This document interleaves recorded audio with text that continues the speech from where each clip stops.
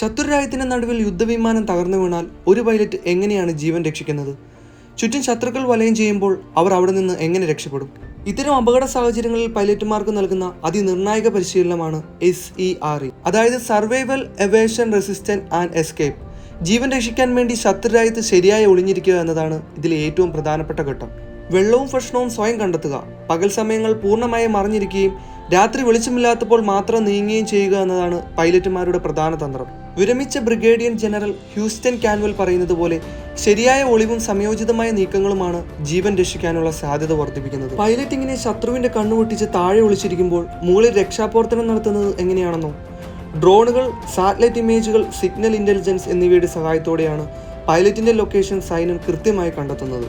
പിടിക്കപ്പെട്ടാൽ മരണമുറപ്പുള്ള ശത്രുമണ്ണിൽ പൈലറ്റുമാർക്ക് കരുത്താകുന്നത് ഈ കഠിനമായ പരിശീലനവും അത്യാധുനിക സാങ്കേതിക വിദ്യയും മാത്രമാണ്.